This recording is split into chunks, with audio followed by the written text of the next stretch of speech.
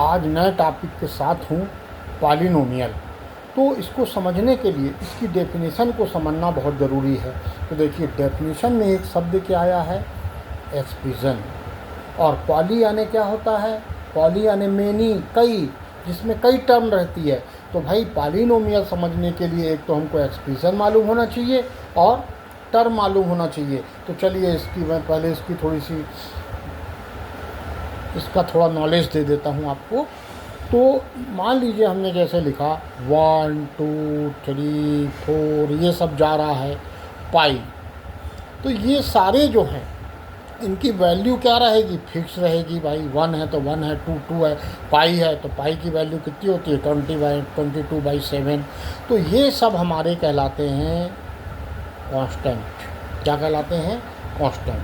अब मान लीजिए हमने लिया X Y Z X Y Z.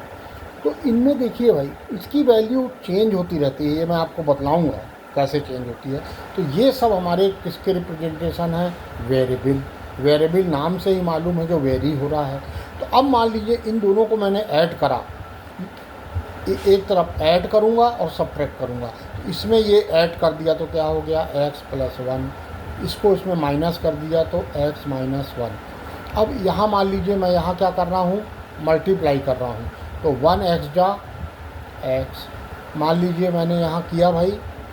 चलिए 4 का मैंने y से इंटू करा तो ये आ गया 4y। यहाँ मैंने मान लीजिए 3 से x का इंटू किया तो कितना आ गया, 3x। अब देखो यहाँ पे कांस्टेंट और वेरिएबल का जो प्रोडक्ट है, या कांस्टेंट और वेरिएबल का जो प्रोडक्ट है, तो ये सिंगल टर्म होती है। क्या होती है, सिंगल टर्म होती है। अब मान लीजिए हमने इसको 3 से डिवाइड किया, तो चाहे हम ये मल्टीप्लाई करें वेरिएबल और कांस्टेंट को, चाहे ये डिवाइड करें, तो ये जो टर्म रहेगी हमारी कौन सी होगी, सिंगल टर्म। अब यहाँ पे हमने यहाँ पे प्लस किया और यहाँ माइनस, तो यहाँ x+1। तो ये सेपरेट वन टर्म और सेपरेट वन टर्म आएगी। तो ये कितना हो गया, 2 टर्म। तो जो 2 सिंगल टर्म होती है इसको हम बोलते हैं मोनोमियल, और जिसमें 2 टर्म रहेगी उसको हम बोलेंगे बाइनोमियल।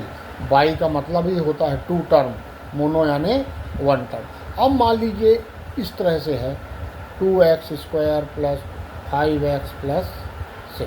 तो यहाँ पे 1 2 3 टर्म हो गई। तो ये तीनों टर्म मिला के हमारा ट्राइनोमियल बन गया। क्या मिल गया, ट्राइनोमियल। इसी प्रकार से 4 टर्म 5 टर्म, तो 3 और मोर टर्म रहती है जिसमें, उसको हम बोलते हैं पॉलिनोमियल। तो ये आपको मैंने पॉलिनोमियल बताया। और ये एक्सप्रेशन आया है जो, तो उसमें देखिए यहाँ ये 3 टर्म का है तो ये एक्सप्रेशन बन गई। इसी प्रकार से इसकी डेफिनेशन में n टर्म तक आएगी। तो यहाँ पे जो वैल्यू है, यहाँ n की वैल्यू 1 2 3 से लेके n तक चला जाएगा। तो वो पॉलिनोमियल n में हो जाएगा, सॉरी। तो देखिए polynomial an expression of the form px = a0 + a1x + a2x² plus, अब भाई आगे बढ़ेंगे तो a3x³। इसी प्रकार से हम बढ़ते जाएंगे तो a4x4 डैश डैश डैश। ये 1 2 3 4 5 कहाँ तक जाएगा, ये n तक जाएगा। तो an xn। मान लीजिए ट्राइनोमियल है तो यहाँ पे पावर कितनी लग जाएगी, 3। n3 है तो ट्राइनोमियल है, n2 है तो ये हमारा आ जाएगा क्वाड्रेटिक पॉलिनोमियल आ जाएगा 2 पावर में, है ना। और 3 पावर में क्यूबिक आएगा, 3 पावर में क्या आएगा, क्यूबिक आएगा। तो वेयर an ≠ 0 है इस कॉल्ड पॉलिनोमियल इन x में पॉलिनोमियल। अगर आप यहाँ y लेते तो ये सब y आ जाता, सेम चीज़ होता, बस वो पॉलिनोमियल y में कहलाएगा। x में है, डिग्री n है क्योंकि यहाँ हाई पावर कितनी है, 3 n है। तो n पावर होने से इसकी डिग्री n है। अगर मान लीजिए हम यहाँ 4 में लेते, n की वैल्यू 4 होती तो ये 4 के बाद से नहीं आता, मैक्सिमम पावर 4 हो जाती तो बाई क्वाड्रेटिक पॉलिनोमियल हो जाता। 3 होती तो अगर हमारी क्यूबिक पॉलिनोमियल हो जाता। Where an ≠ 0 is called polynomial in x of degree n। Where ये जो a0 a1 है ये सभी कांस्टेंट है, रियल नंबर है, ये सब क्या रहेंगे, रियल नंबर रहेंगे। And each power x is non negative. ये चीज़ ध्यान देना है आपको कि ये जो एक्स की पावर है वो कभी भी नेगेटिव नहीं आएगी। जैसे हमने 5x की पावर मान लो क्यूबिक पॉलिनोमियल है, तो इसको हम क्यूबिक नहीं बोलेंगे क्योंकि ये पावर क्या है -3, तो नॉट क्यूबिक पॉलिनोमियल होगा, ये पॉजिटिव ही रहेगा। तो अब इसके टाइप्स में आ जाते हैं। लीनियर पॉलिनोमियल, तो a polynomial of degree 1, degree क्या रहेगी 1, इस कॉल्ड लीनियर पॉलिनोमियल। तो इसका स्टैंडर्ड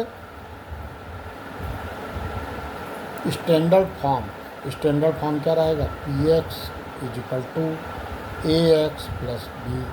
अब इसकी एग्जाम्पल आपको लिखना है तो आप कर लीजिए 2x + 5, 3x - 2 माइनस भी ले सकते हैं। तो यहाँ a की वैल्यू 2 हो गई, b की वैल्यू यहाँ 5 है और यहाँ -2 हो जाएगी।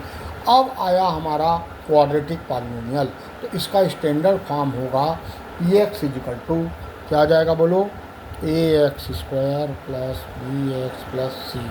तो इसमें x की हायर पावर कितनी है, 2 है, हाईएस्ट पावर कितना है 2, तो 2 पावर होने से क्वाड्रेटिक पॉलिनोमियल होता है। इसकी एग्जाम्पल ले लीजिए 2x² - 5x + 2, कुछ भी ले लीजिए आप।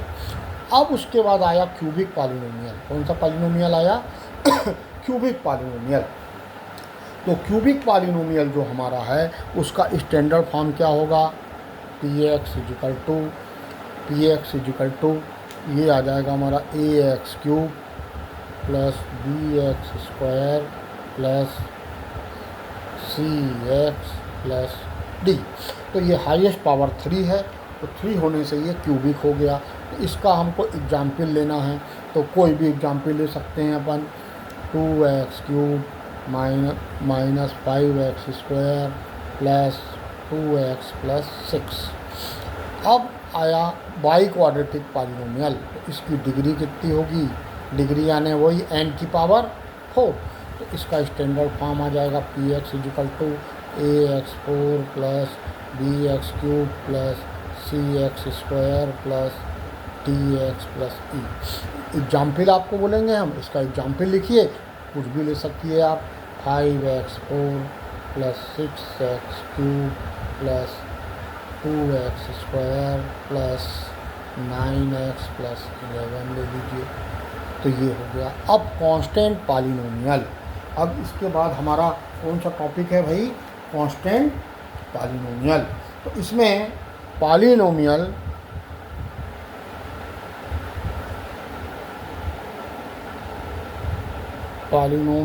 Of degree 0, polynomial of degree 0।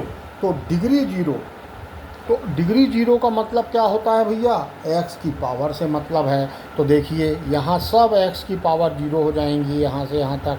तो यहाँ पे मान लीजिए इसको हम क्या ले सकते रहे, px बराबर, क्या ले रहे थे, px बराबर।